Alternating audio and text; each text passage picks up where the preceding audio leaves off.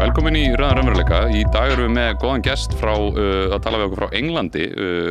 Kristinn Hannesson, félag okkar, fór nýverið til Rússlands á ungmennaráðstefnu þar sem ungmenni víðsvegar að úr hinum svokallaða undirokaða eða þriðja eða öðrum heiminum sóttu og þar kynntist Kristinn, félag okkar, ýmsu ungu fólki sem í pólitískri baráttu og hinum með þessum vígvellinum. Og við höfum ákveðið að fá mikið af þessu fólki til okkar í viðtöl. Og Kristinn, hann hérna hjá okkur á netinu, komandi frá Eskifirði. Velkomin Kristinn, gott að fá það aftur. Það frábært að vera komin, einu hönnan, og ég virkilega spenntur fyrir þessu viðtali. Ég held að þetta veri mjög gott. Ég langar virkilega að tala við hana Eleobore, sko. Leiði hitt hana úti, sko. Mjög heillandi. Hún sem sagt frá Kommúnistaflokki Englands, Great Britain, og var þarna úti. Eleobore Kofi, við munum taka viðtalið á ensku, hún talar ensku og við vonum að fólk skilji. Við getum ekki ennþá textað þetta, en það draumur og vonandi kemur að því bráðlega. Eleobore Kofi, welcome. Thank you so much for coming. Thank you for having me. Maybe you and Kristinn can tell us about your experience to begin with, how you met. Where did you meet in Sótsi? Where did we meet? We were walking together. I remember that. We were walking together, and you were just so you told me a little bit your biography, and I knew I had to get you for an interview. Yeah, we're discussing because Sochi was an event where young people of the world were coming together to participate to the youth festival. To the World Youth Festival, and then we're meeting so many different people at the same time, and in a very short period of time you have to introduce yourself and have political conversation. And also I think we were from the same delegation. We're very close in the delegation. I was often seeing you, so we had opportunity to talk and share our views on the world and on politics. And also I remember talking to you about the role of Russia in Africa and all of that. So yeah. And you, I also knew that I had to keep contact with you because your politics were really good as well. And you, Eleonora, you were born in Africa, in Western Africa. Yes. Yes, I was born in Ivory Coast, which is a French colony, French ex-colony, but still very dominated economically and politically by France. So it's a neo-colony of France at the moment still. And then you moved to Great Britain. So you've been like you've been at the it's not probably impolite to say, but the bottom of the imperialist pyramid in the capitalist world system. You've gone from close to the bottom into the heart of the empire. Yes, I mean, I was born, my dad was from France, so I was born and raised in Ivory Coast with the idea that I will one day move to France, because there are actually I moved to France before I moved to Great Britain. I just want to correct that. So I was raised in the idea that life in Ivory Coast wasn't possible, it would be too hard, it would be too difficult, so it was better to move to France in order to have a chance to have access to a better future. So to have access to education and a good job and all of that, you have to go to France because there's nothing to do in Ivory Coast. Even if you love your country, even if you're very happy living there, even if you love the people, you love the culture, but there's nothing to do. There is no future. So that's basically the idea that I was raised in, and migration is the ultimate goal when you're born in some of those countries. So instead of thinking about how you can become someone in your own country and change things and develop things there, you have to think about how you're going to move to somewhere else in order to be able to have a decent life. So that's basically how you live in neo-colonial, imperialist dominated countries. Yeah, and in Sochi, in this World Youth Festival, there were a lot of people from West Africa, correct, Kristinn? Yes. Or Eleonore? Yeah. Yes, I met Eleonore and some guys from other African countries, I really wanted to meet the guys from Burkina Faso, but they always eluded me. They were always a little bit.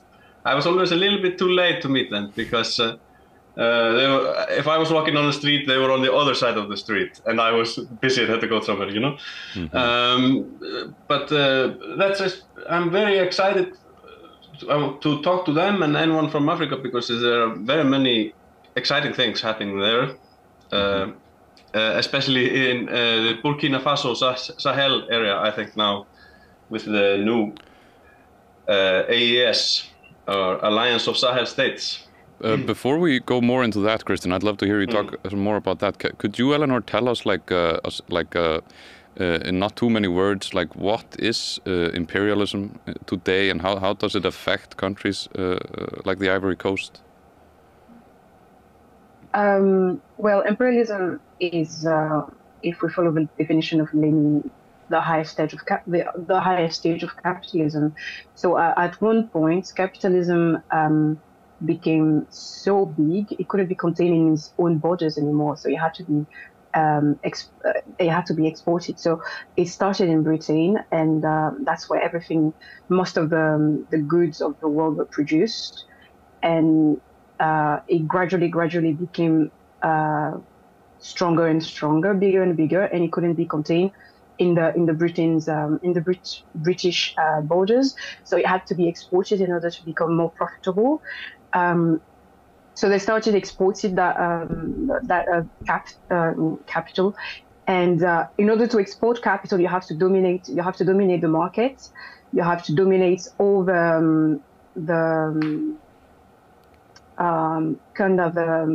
excuse me, I think in French, so it's actually a bit hard for me to explain things in English, but you have to kind of dominate everything involved in the process of production, basically. So imperialism is domination of it's the resources. It's domination of exactly. So it's imperialism is when capital become monopoly. First of all, they have a monopoly, and in order to be able to grow, they have to export capital to sources of cheap resources, and also cheap cheap labor. So this cheap labor and this cheap resources, they're found abroad. They're found in underdeveloped countries, and those countries that are underdeveloped need to stay underdeveloped. So they have to kept, for example, to be dominated by war. If you conquer a country, you put a puppet president in charge of the country. You can be sure that to dominate the country economically, and to be sure to extract as much profits and resources that you want, without having anyone stopping on your way. But the problem with imperialism is that they have other imperialists to fight against. So it started in Britain, but it's not just a British thing.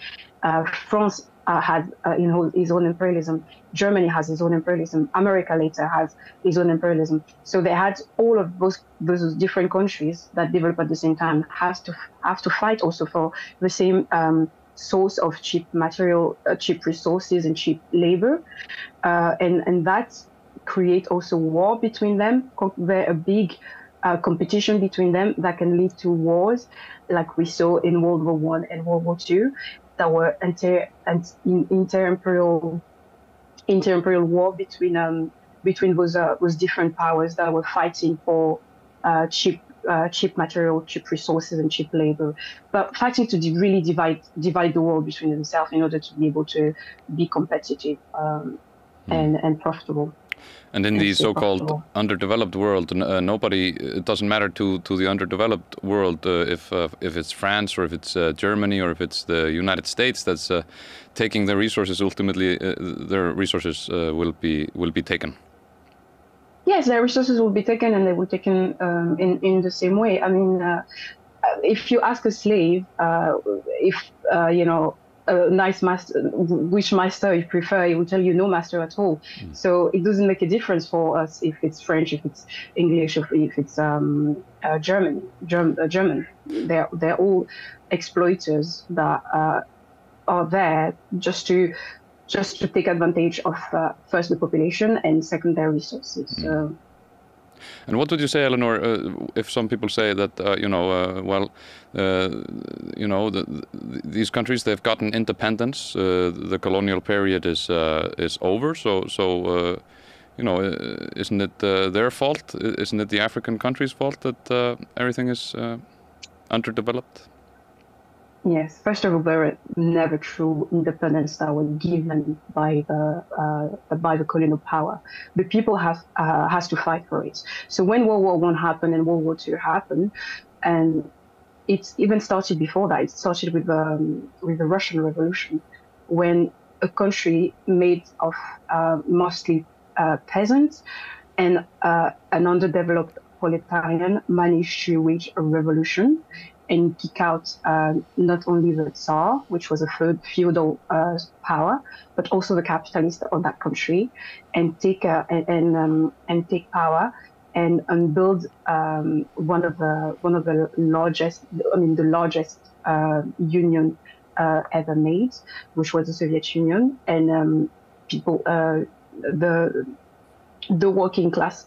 The people were in charge of that. So it did inspire people around the world that were exploited, that were told that they will always stay backward without, if they didn't have European, if they didn't have the white men guiding them, they would always stay backwards. And the Russian Revolution proved that that wasn't true. You can build your own destiny outside of capitalism. You can build your own destiny outside of imperialism, and you just have to provide. You just have to fight for it. So people started realizing that, and also fighting during the First World War and the Second World War, and seeing that the Europeans were not as strong as they pretended that they were just dying as well as anyone else. They were just human beings, actually, and they were not the super powerful and invincible powers that they were pretending to be. So all of that created a wave of independence in the continent that really inspired people to stand for themselves, and leaders started to emerge that were really inspired, that were reading Marx, were reading Lenin, were reading Stalin, and were really inspired by that wave of freedom that started with the October Revolution. Mm-hmm. So the powers then, the colonial powers and imperialist powers, has to pretend that they were doing something and that they were like giving the people the independence because they wanted to be seen as progressists.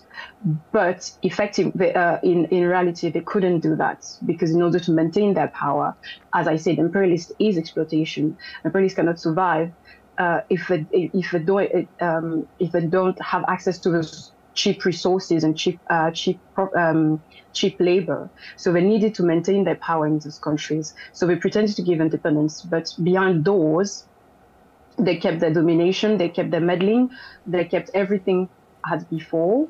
And if any leader that was close to the Soviet Union, or that was close to obtain real independence for his people, was emerging, it was immediately killed or prevented to properly govern or give that independence to his people.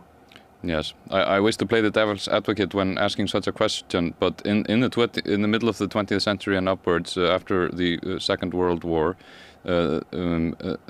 the independence movements were forming, and there was was created a space for the colonized countries after the inter-imperialist wars, where these big imperialist countries were pretty exhausted after all the war, and the Soviet Union had emerged as a very major power, and was able to materially support independence and freedom liberation movements in the colonized world. But like you told us, when socialistic leaders emerged, like Lumumba, am I saying it correct, in the DRC?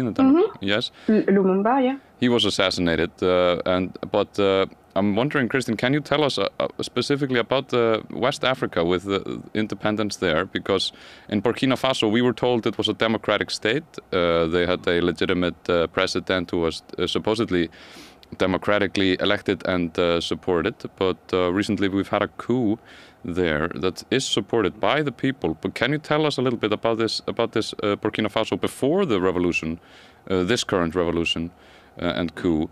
Was it truly independent? The Burkina Faso maybe is a very special example because Burkina Faso is the country of Thomas Sankara. He's another African leader which was assassinated. He was a very like almost Marxist-Leninist style communist, but you know, he was for independence of Burkina Faso in all these ways. And we see today that Ibrahim Traoré, the current president of Burkina Faso, he is very much echoing to the sort of spirit of Thomas Sankara. He makes fiery speeches just like Thomas Sankara. He's talking about economic development, and he's talking against the Western neo-colonialism of owning everything. Like all the resources in Burkina Faso belong to some foreigners. And they are extremely rich country, but the people are poor. So they're rich in gold and all this, but the people are poor. And Ibrahim Traoré, the new president of Burkina Faso, he now is beginning to take away the exploitation rights for gold and these many other resources to give back to the people in Burkina Faso.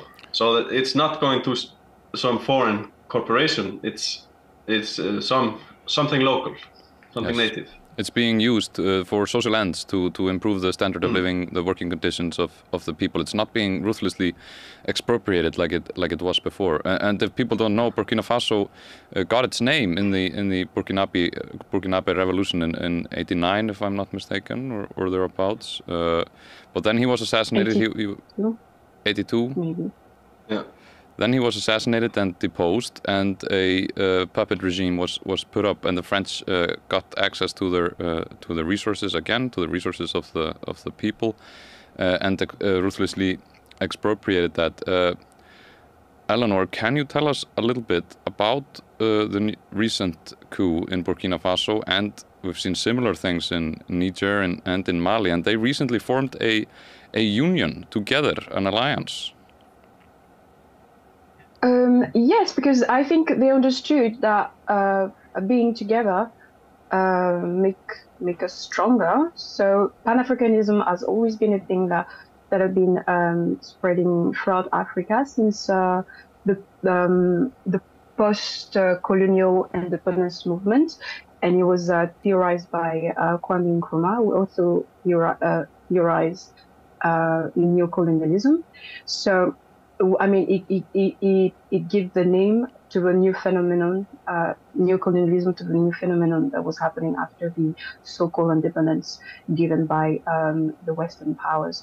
So that's something that have always inspired African progressists, real progressist leaders, because it's obvious that Africa has been maintained and underdeveloped since centuries. So a country that managed to have its own revolution, like they did in Burkina Faso, if it's isolated, has a high risk of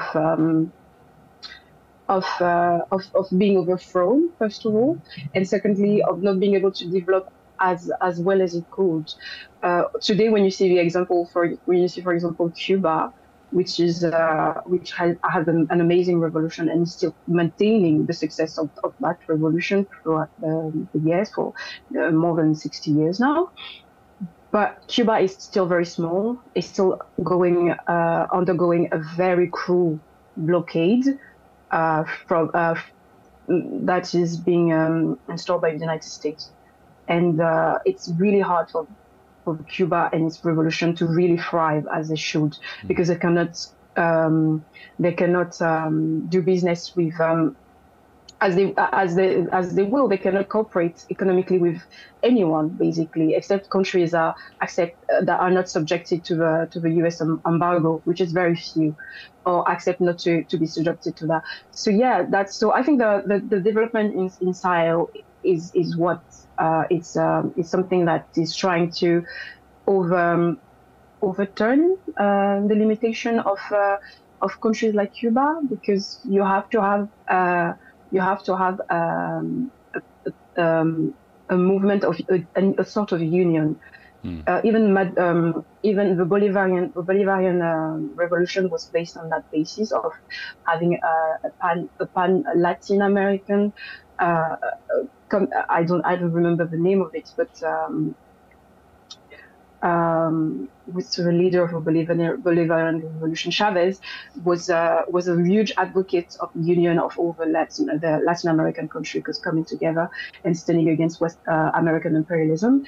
And Kwame Nkrumah was for Pan-Africanism. Nasser in Egypt was for Pan-Arabism. It's absolutely vital for those countries that, as I said, have been highly underdeveloped and are not able to be self-sufficient really after the revolution.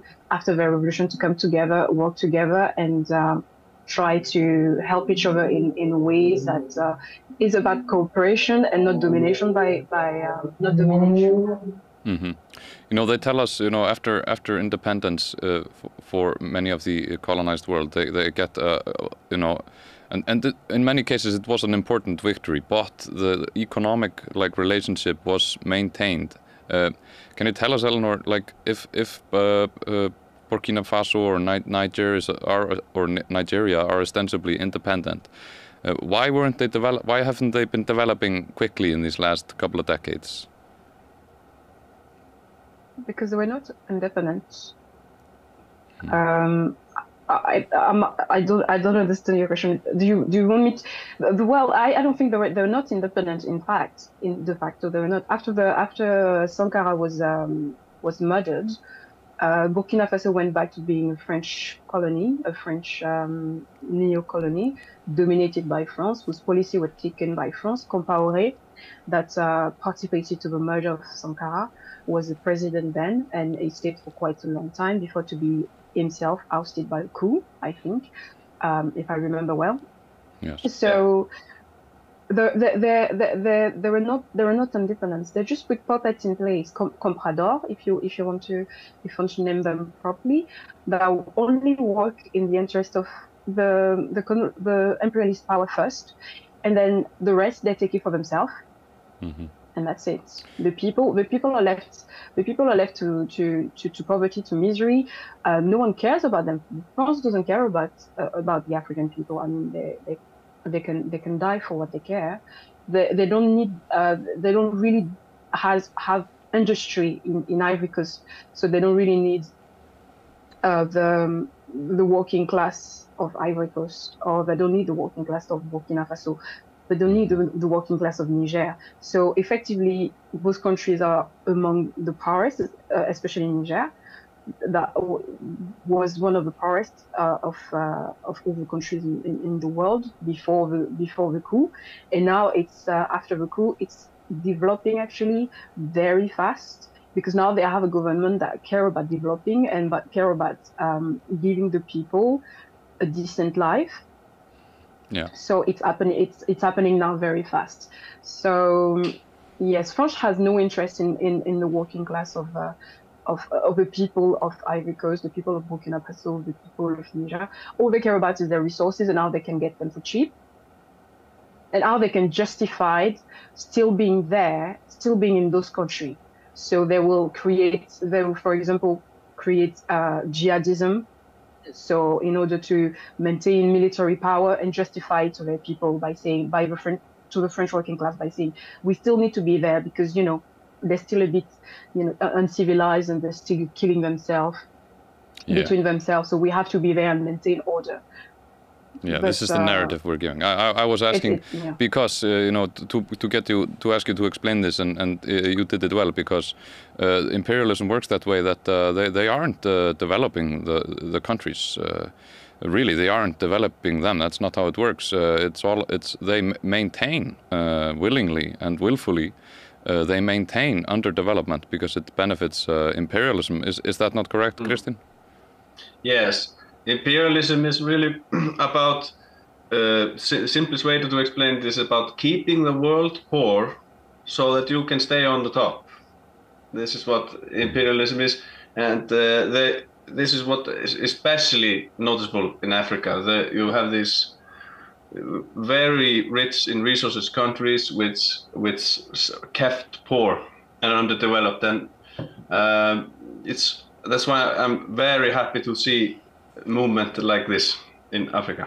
Things are happening, and you could feel that in Sótti. There were a lot of young people there from Africa. Was there an optimistic atmosphere? Yeah, go first. Yes, absolutely optimistic. It's the most optimistic place I've ever been, I would say. Yes, it was exciting, right, Eleanor? People are feeling hopeful. Yes, it was really exciting, and to see that the young people wanted to stay on the continent and help develop the continent instead of leaving the continent, the African continent, I mean. That was really positive, because I grew up in a very completely different atmosphere when I was in Africa, and nowadays, especially in the countries that have taken the independence back, but even countries like Ivory Coast, where we still have puppet government, young people were organizing and were positive that, you know, the future will be as it is now in Mali and how it is now in Burkina Faso and Niger, that there will be people rising and taking back our real independence. So that was also really good. It is inspiring the people around the region. They see there are other possibilities. And can you tell us exactly? And yeah, sorry, go ahead. No, I was saying exactly, and that's also due to the rise of countries like Russia and China. China has been helping the continent economically, and now Russia is also helping the continent militarily, and giving another alternative to the people and to the government. So yeah. This is very interesting for us here, living in the Western world. You know, we are told that Russia and China, all they're interested in is brutal exploitation. You know, it's a projection of sorts from the Western imperialists. They're telling us to be very worried about China. They're telling Africans and people in Africa, African countries, that China only wants to rip them off and so on. But you know, even though there might be we're still in a capitalist world, there is definitely some, you know, exploitation going on. It's on way better terms. It is helping materially African nations to gain independence and sovereignty. Definitely, and there is what the West say to justify its exploitation and its war, and there is what people see on the ground. And I think the people of Africa are really seeing the difference between China and between Russia. During the coup in Niger, they were waving Russian flag and burning French flag because they've seen the difference. Because they have lived the difference between the two. It's not just changing a colonial master for another colonial master, but I think the people of Niger, Mali, and Burkina Faso want real independence, want to be in charge of their own country by themselves, but they also understand that they need help. They can't do it from scratch because they have been maintained in a very backward state. So Russia is offering help on really good terms, and they're willing to accept those terms, and they're willing to work with Russia. They're willing to make deal with China because it's advantageous for them instead of being maintained. I mean, if you see the difference of price between I think it's the precious metal that Niger produced. I forgot the name of it. I'm sorry. Uranium, I think. Yes. Uranium. Yeah. The difference of price between when the French were in charge of the mines and now that the government is in charge of the mine is like of 1,000% or something. It's incredible, isn't it? Like the French were buying it at a very, very small price, like literally nothing, having it for free. And now that the government is in charge, they can sell it at market price, like and deal as equal with other people. So I think yes, the people are not fooled by the language that the West use to describe Russia or to describe China, because they know they have felt, they've lived both, and they can compare. Yes. this is an interesting thing with Marxism. The Marxist outlook on the world and history is it's the dialectical materialism. You know, the things are always evolving. They're always progressing, or not necessarily progressing. They're just, it's a process that's unfolding. And you know, the world is messy. It doesn't conform well to our abstract, you know, ideas. It's going on in its own process. So it's an important thing when, you know, even though Russia might be a capitalist country, and in maybe some senses imperialist in a slight degree, it is still materially like giving rise to this force in Africa because of the historical situation we are in. They like the Chinese, are materially supporting movements in Africa and nations in Africa that are seeking independence and sovereignty. I'm wondering if you have some thoughts on that. Maybe you, Kristinn, can tell us a little bit about that. Yes, what the Russians helped the AES countries with, that is the Alliance of Sahel states now, that's Niger, Mali, and Burkina Faso, is that they have been fighting terrorists in Mali and the north parts of these countries for a long time. And it seemed like maybe the Western powers are supposed to have been helping the whole time. But it seems like after the switch, the guys who were helping, it started to get fixed much faster. So were the Western powers just willfully slacking off in fighting the terrorism there to keep the countries destabilized or something? That's essentially what I think. The numbers are shocking, because when the war on terror, you know, was beginning, the terrorism was way less of a problem in West Africa. But since the French moved in more troops and the U.S. moved in more troops, we've seen a very, very dramatic increase in the acts of terrorism. Because they are the one training them, and they are the one giving them the weapon in order to be able to destabilize the region and just keep maintaining their presence there and justifying it. So we saw it first with both the Saudi Arabians and the Americans. The Americans, of course, gave the created the Taliban. We very much gave them weapons and material support during Afghanistan's communist time, and then they more recently supported all sorts of armed groups in Syria that ostensibly were supposed to be liberal Republican freedom fighters, but maybe turned out to be more criminal elements. The moderate rebels, so-called. Yeah. And the destruction of Libya, Eleanor, does that play into this? In the case of Libya, I mean, Gaddafi at the very independent. It is like what we're seeing today with the independence movement in the Sahel. He had a revolution, he unified the country, he developed the country with a socialist leaning system. It wasn't maybe 100% socialist, but it had a lot of progressist aspects to it, and under his governance, Libya was one of the most developed countries in Africa with the most educated population. He wanted to create also a union of African countries that will be stronger and will be able to stand against Western imperialism if they needed to. So all those ideas that Gaddafi were murdered for are still standing today, and people are still fighting for them. And yes, so they basically did the same as what they were trying to do in Syria. But for one reason, Gaddafi didn't have the support of Russia or China, so it went down, which is really, really tragic, because we lost one of the beacon of progressivism in Africa. I think in North Africa, the development that Libya had reached.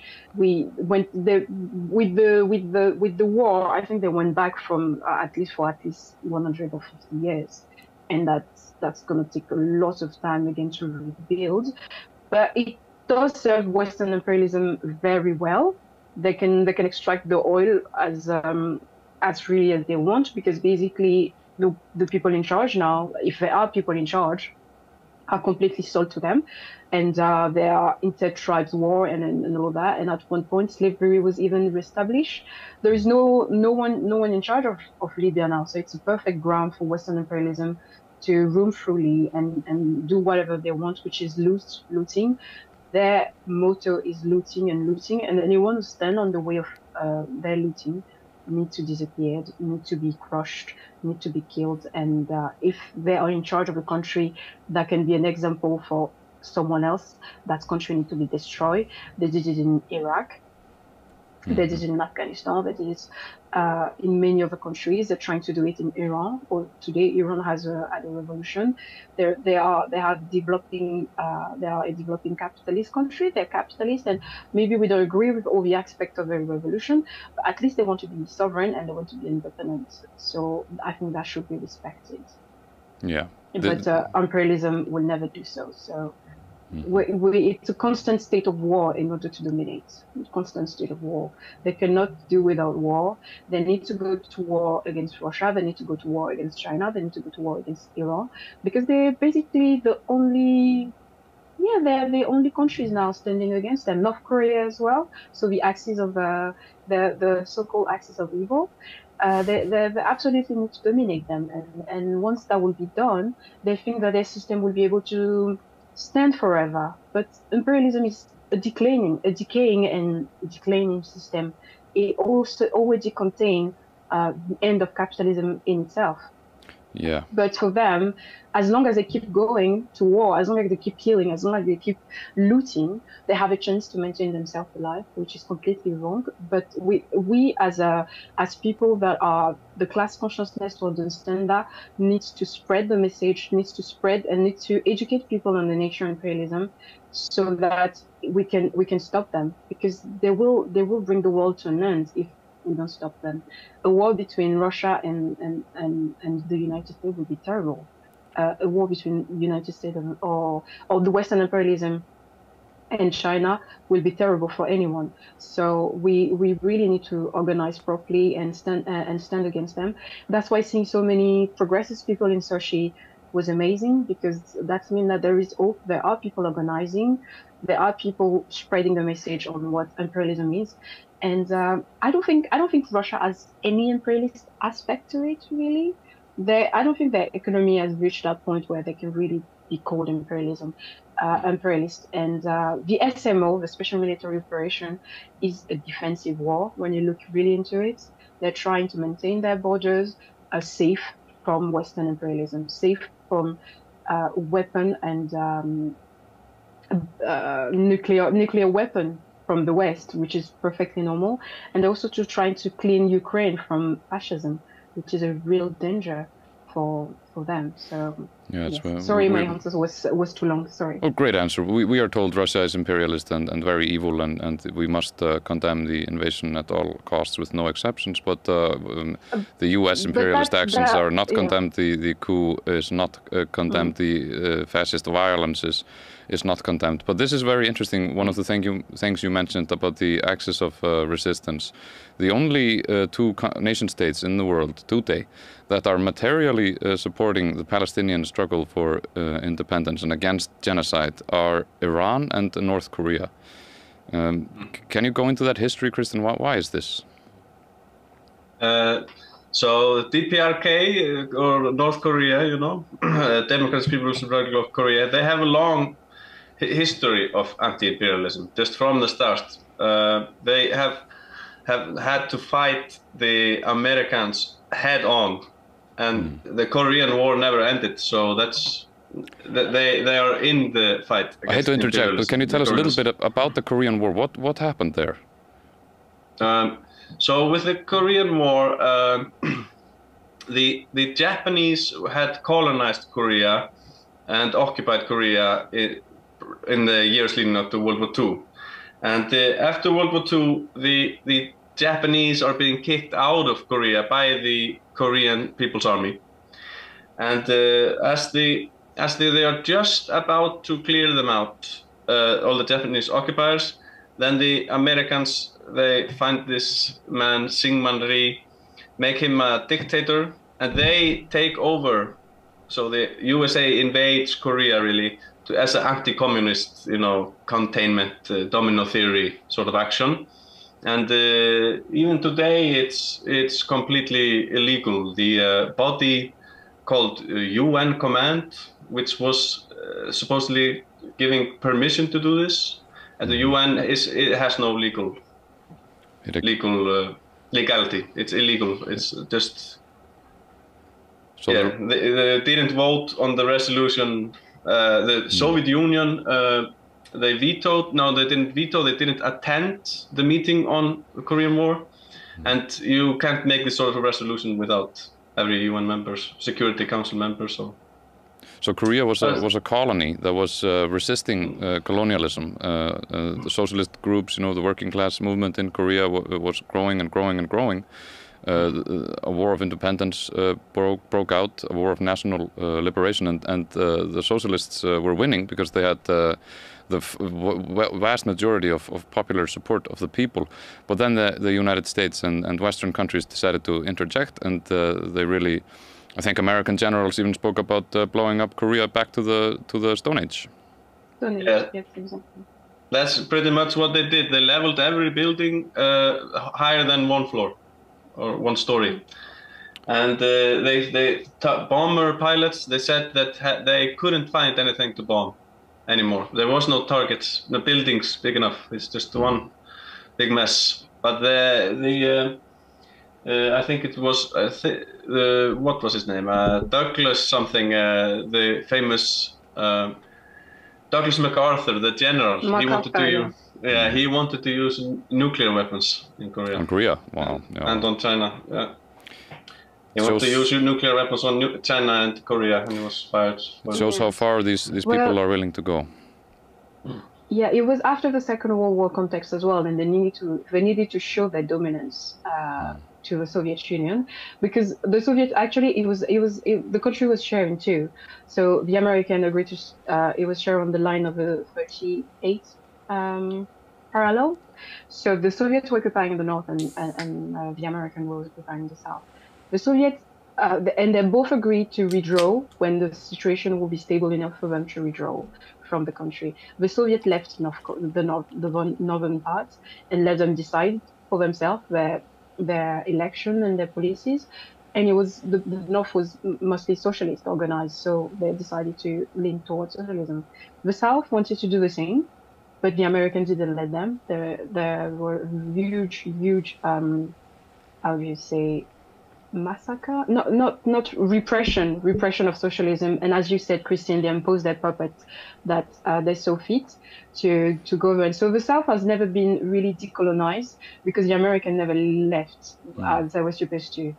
They never left the South. And today, North Korea is one of the countries that still has and still had maintained, despite very difficult conditions, kind of sort of planned economy that is inspired by the Soviet model. So it's still following the path of Marxist-Leninism, and it's still maintaining a working class power. And that's why it's so heavily ridiculed and mocked in the West, because they need to make it look like this is ludicrous, this is ridiculous. You cannot normally want that. Which would want to live in a country where you can only have free hairstyle or something like that. So the heavy propaganda that we hear about North Korea and about their crazy dictator, it's all about covering the fact that it's one of the most progressive country in the world, in the sense of we understand progressism, not in the way that the imperialists understand progress, because for them progress is their fortune getting bigger and bigger, and that's the only progress they know. But we understand progress as something that make the life of people better, improve the life of the people in any way. So, and North Korea is one of those countries where progress is really happening. So it has to be vilified, it has to be demonized, and it has to be, yeah, as you say, it has to be bombed. They constantly wants to go to war with North Korea to go to de-arm them and stop their nuclear expansion. But which country wouldn't want to defend itself when it's being so attacked, and when it has been, as you said, bombed back to the Stone Age? Which country will not want to defend itself and have a nuclear program after that? Yeah, people want, it's framed as North Korea being deranged and aggressive and wanting to get nuclear weapons, but coming from their history, which was not so far long ago, it makes total sense for them to get such weapons for deterrence. Especially with the South still being militarily occupied by the United States. Yeah, still today. They have a huge force there, the United States, many military bases and so on. Eleanor, can you tell us about your organization? You're in Britain now, correct? Yes. So I moved from France to Britain to join the CPGBML, the Communist Party of Great Britain Marxist-Leninist. And I did so because I wanted to be a real Leninist. And that was the only Marxist-Leninist party that I really found that wasn't too far from France, I would say. So I decided to join it and also be involved in the Corbyn movement. When I started really being interested in politics, the Corbyn movement was happening, and everybody was really sure that it will change Britain into a socialist heaven or something like that. And I wanted to come and see that by myself, because Corbyn was in charge of the Labour Party, which is a social democrat party, and we know as Marxists that social democracy is the worst enemy of the working class, because it's a kind of a layer of illusion that stand between the working class and the capitalist. So instead of having and seeing a direct enemy, we confront it with social democracy. We make us believe that we can achieve what we want to achieve just by simply voting for the right person. And when you saw the huge movement that Corbyn had, you understand that this is something that's still very strong in people's minds, and that. Yes, they still have that illusion, and I wanted to come and be involved in that, because I knew that it would be a defeat in the end. Social democracy never will be able to work for the working class, because they have chosen the people that are in the leadership of the Labour Party, of the Union, and so on. They have chosen the camp of imperialism, because they have a direct profit on maintaining imperialism. They are the labor aristocracy, as we call them here, that is very, very well off, but does really well, and they have no interest in fighting against that system. So it yes, really is what inspires me. Atrocious and a shame, because you see, like in the United Kingdom and in America, you have these reformist, moderate socialists, very popular among the people, Bernie Sanders and Jeremy Corbyn. And despite them being the popular candidates of the respective parties, undemocratic, reactionary, conservative capitalist forces inside the Labour Party and in the larger society and in the United States, they just prevent them from winning. They prevent these candidates from winning in fair elections, or like with Corbyn, they orchestrate with the big Rupert Murdoch media and a bunch of the capitalist interests to cancel Jeremy Corbyn for supposedly being an anti-Semite when he's criticizing Israeli occupation of Palestine. I would even add that in the case of Bernie Sanders, for example, or AOC, I never remember what her full name is, But in the case of those two people, they have very progressive policies for inside the country. But when you look at their external policy, it's completely aligned with imperialism. It's completely saying that Maduro needs to go because the dictator. Iran is a crazy theocracy that needs to be completely wiped out. So they're completely aligned with Western imperialism, basically. AOC and Bernie Sanders accepted a further funding of Israel, even when we're seeing the genocide unfold. They're arming the exactly. You know. More recently, yes, definitely. So even if in this country where Corbyn is held as such a very high, is almost like a mythical figure in this country. And it did stand against war, and it did stand against some imperialist policy. But at the end of the day, it had to be kicked out of the party that invaded Iraq. He didn't left, He stayed inside, and he became the leader of it, and he thought he could change it, and they defeated him because it was a complete. Not lunatic, but it was a bit delusional. You can't change a system that is so embedded with imperialism from the inside. You have to create something new that really give the working class, first of all, educate them, second of all, organize them, and is able to give them back their power and help them seize their power. Because the Labour Party in this country is not that. And the Democrat Party in the United States is not that either. But those people are there just to maintain the illusion that this is the only way the revolution can happen. There is no need to fight, or there is no need to organize, or there is no need to educate yourself. Marxism is over. It's a bit outdated. All we need is nice reforms in order to make the capitalist system a little bit better, which is completely wrong. And is playing the role of imperialism completely.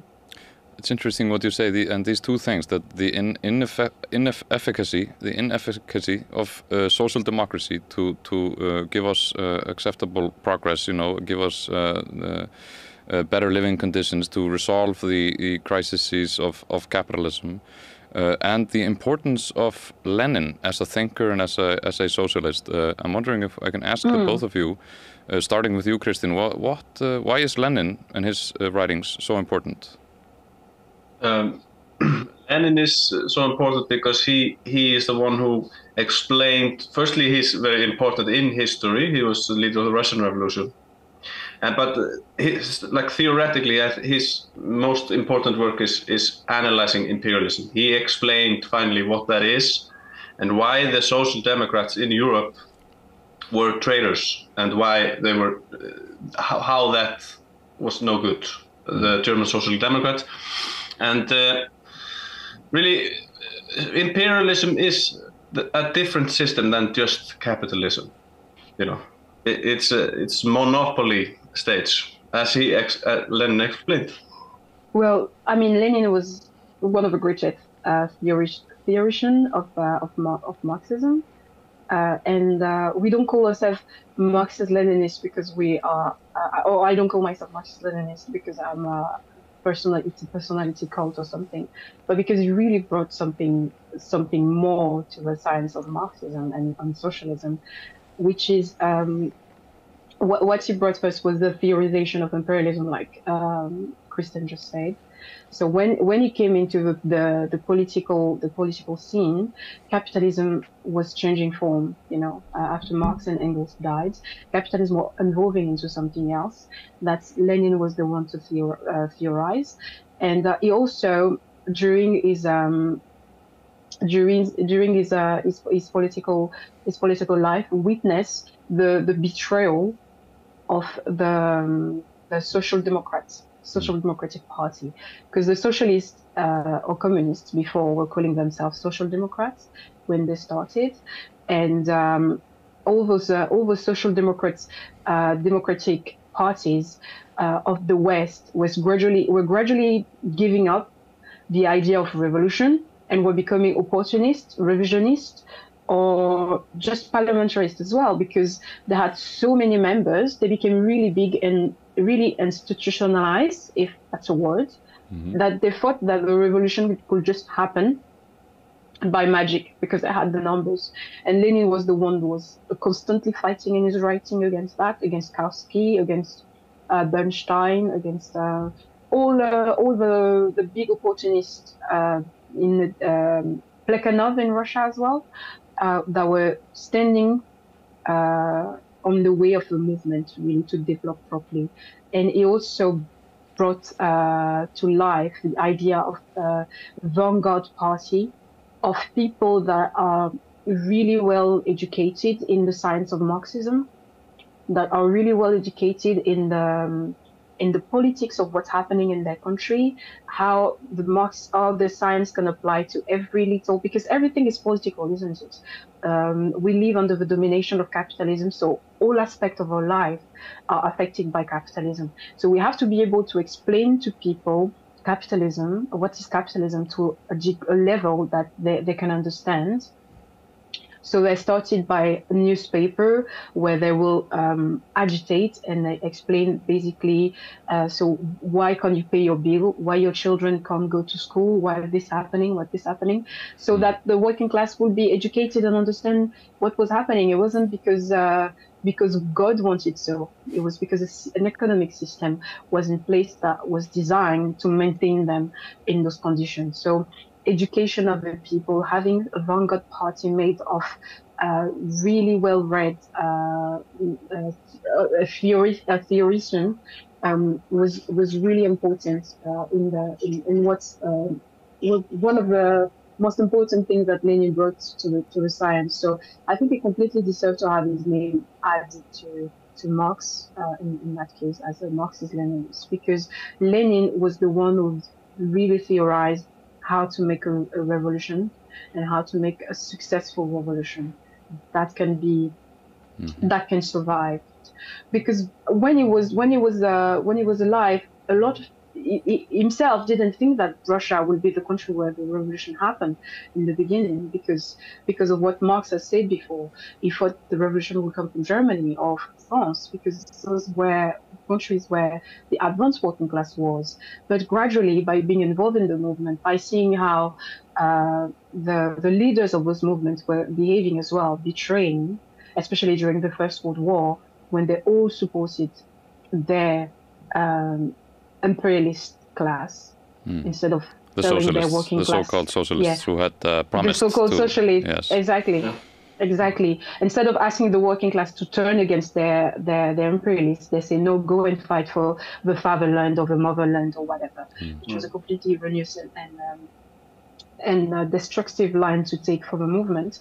And Lenin was the one who saw that coming and fight against it and believe in the possibility of doing the revolution in one country and maintaining the revolution in one country, which is opposed to Trotsky, who was with the idea of a permanent revolution, and the revolution had to come from the West, otherwise it couldn't be maintained, nothing could be done, and we had to all be defeatist. So it really brought the idea of revolution to life for me.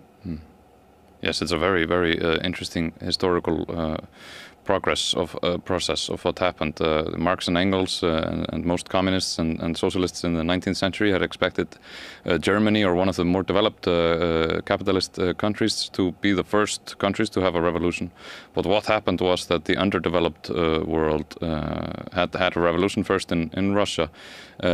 And so what happened is that the capitalist world, encircled the Soviet Union. The Soviet Union was closed off from the global economy. The imperialist nations invaded. So you had this thing. If we could tell us, Eleanor, very shortly, we had this what has been called siege socialism. Oh yes. So they had the intervention from 14 countries allying against them to fight them. So it was a very backwards country when they had their revolution. And even if the communists had a huge enthusiasm in Russia, there is still a minority really in the country. And during the Civil War, it was really, really hard for them to maintain a socialist structure. It was war communism, basically, where they had to seize how do you say that? They have to seize the grain from the peasants, because Russia was a majority made of the peasantry. It was still a very feudal country back then. So they had to seize that to be able to feed the Red Army, the people fighting to defend the revolution against the interventionists and the White Army. So that was very difficult condition they had to go through. And then after war communism was over, they had to rebuild the country, but everything was destroyed. So they had to go through the First World War, where the Tsar was a very poor leader. So they were not properly armed, they were not properly fed. And after that, they had to fight a civil war. And after that, there was basically nothing really left.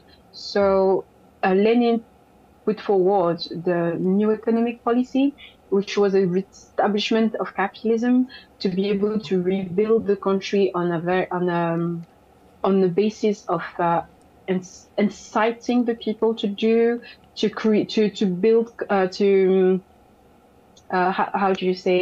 motivate the people to be involved in the economy by giving them some kind of capitalism incitative, if that's the word. Mm-hmm. So yes, you have to. The socialist experience, especially after a revolution, is not a linear experience. It doesn't happen as you imagine it. It happens as it happens. So you have to be able to apply the science, to keep to the science, but also be pragmatic. And I think Lenin, under the leadership of Lenin and Stalin, the Soviet Union managed to do that very, very well. Mm-hmm.